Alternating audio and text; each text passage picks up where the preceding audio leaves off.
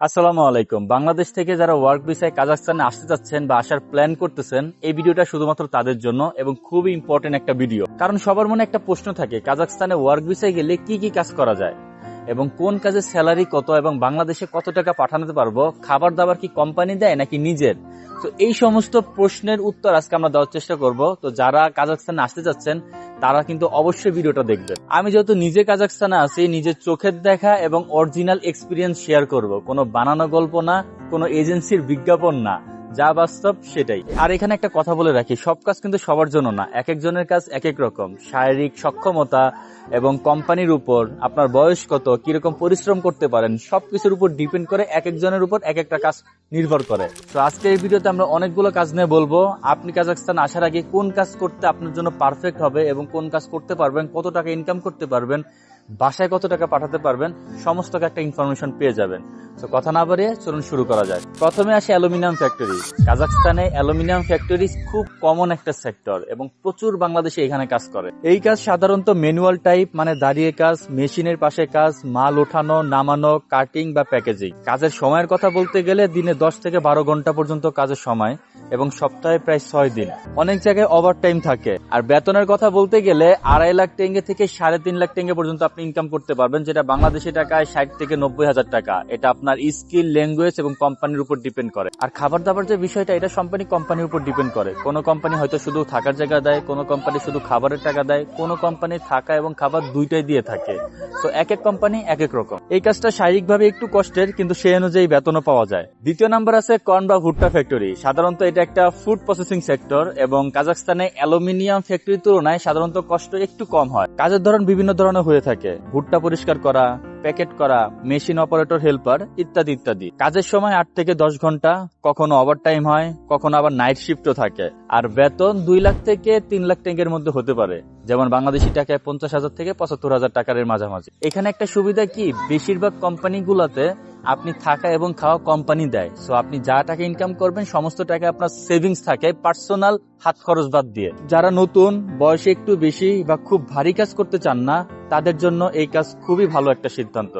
তারপর আছে কনস্ট্রাকশন কাজ, সব থেকে ডিমান্ডেবল কাজগুলোর মধ্যে একটা। কাজাখস্তানে কনস্ট্রাকশন মানে বেশিরভাগ সময় রড বাঁধা, ইট তোলা, বিল্ডিং এর কাজ, সিমেন্টের বস্তা তোলা।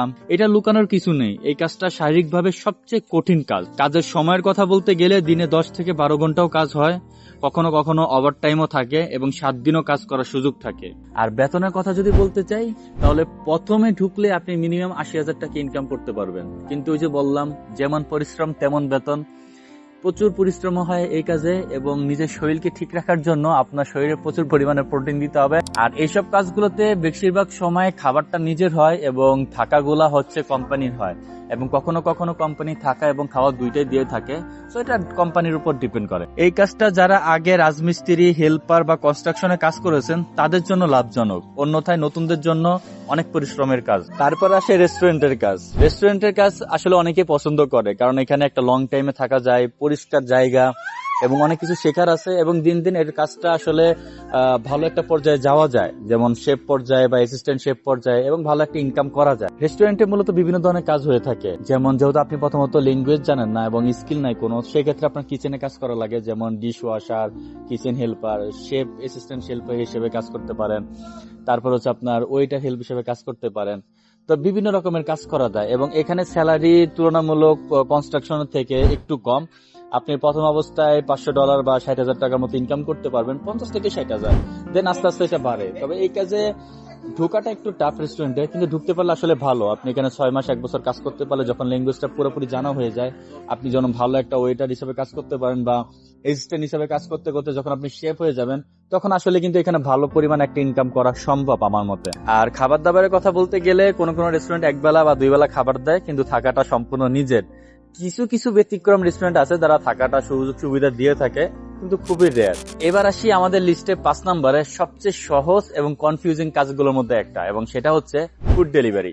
তবে এটা নতুনদের জন্য না, যারা এই দেশে আছে প্রায় 5 থেকে 6 মাস, কিছুটা ভাষা জানে এবং রাস্তাঘাট চিনে, মোবাইল ব্যবহার করতে জানে, স্মার্টফোন, অ্যাপ। তো তাদের জন্য এই কাজটা। ডেলিভারি কাজ করতে হলে স্মার্টফোন লাগবে একটা, অবশ্যই অ্যাপ বুঝতে হবে, শহরের রাস্তা চিনতে হবে। আর কাজের সময়ের কথা যদি বলতে যাই, ব্যক্তি স্বাধীনতা। আপনি যখন ইচ্ছা তখন কাজ করবেন, যখন ইচ্ছা তখন বাসায় থাকবেন। কিন্তু ওই যে আপনি যত কাজ করবেন তত বেশি ইনকাম পাবেন। এইখানে আপনার 3 লাখ থেকে 5 লাখ টাকা পর্যন্ত ইনকাম করা সম্ভব, যেটা বাংলাদেশের টাকায় আপনার 70,000 প্লাস, কখনো 1 লাখ ইনকাম করা যায়। তো এই কাজগুলোতে যেহেতু কোনো কোম্পানি নেই, তো থাকা এবং খাওয়া এবং সবকিছু হচ্ছে আপনার। সো আপনি মাসে যা ইনকাম করেন ওইখান থেকে আপনার থাকা খাওয়া বাদ দিতে হবে 20-25 হাজার টাকা। যদি বাঙালি সবাই একসাথে থাকেন তো সেখানে 20-25 হাজার টাকা বাদ দিতে হবে। তবে এই কাজে দীর্ঘ সময় কাজ করতে পারলে একটা ভালো টাকা ইনকাম করা যায়। যারা মোটামুটি স্মার্ট এবং রাস্তাঘাট শহরে খুব ভালো চেনে এবং কমিউনিকেশন স্কিল ভালো, তারা আসলে এই কাজটা করতে পারে। ওকে, এই ছিল হচ্ছে আমার এই টোটাল 5টা কাজের ক্যাটাগরি। তবে কাজাখস্তানে আসলে কাজের অভাব নাই, প্রচুর কাজ আছে। আপনি বাংলাদেশ থেকে যে এজেন্সি বা যেই নিয়ে আসুক না কেন, আসলে প্রচুর কাজ আছে। তবে ওই যে প্রথমে আপনাকে বললাম যে এক একজনের কাজ, এক একটা কাজ এক একজনের উপর শুট করে, যে যেই কাজ করতে করতে অক্ষম। বাংলাদেশ থেকে যারা রাজমিস্ত্রি কাজ অলরেডি করেছে, তারা ইচ্ছা করলে কনস্ট্রাকশনের কাজে ঢুকতে পারে, কারণ তাদের শরীরটা ওইরকম ভাবে মজবুত। আবার যারা এই দেশে 2-4-6 মাস থাকার পরে ভাষা জানে, কমিউনিকেশন স্কিল ভালো, মোটামুটি রাস্তাঘাট চেনে, তারা একটা রিল্যাক্সে কাজ করতে পারে, ফুড ডেলিভারি। তো এভাবে এক একজনের কাজ এক একটা উপর নির্ভর করে। তবে আপনি এই দেশে আসার পরে আপনার কাজ খুঁজতে আসলে অসুবিধা হবে না, প্রচুর ফ্যাক্টরি আছে, প্রচুরই আছে, আপনি কাজ পেয়ে যাবেন। তো এই ছিল আমার আজকের ভিডিও। যারা কাজাখস্তানে আসতে চাচ্ছেন, যারা যে এজেন্সি বা যার মাধ্যমে আসেন না কেন, সমস্ত ডিটেইলস সবসময় জেনে আসবেন, কোন কাজ কি আসার বিষয়। তো এরকম কাজাখস্তানের সকল ইনফরমেশন ভিডিও পেতে হলে আমার চ্যানেলটা সাবস্ক্রাইব করে রাখতে পারেন। দেখা হবে পরের কোনো ভিডিওতে। ভালো থাকবেন, সুস্থ থাকবেন, আল্লাহ হাফেজ।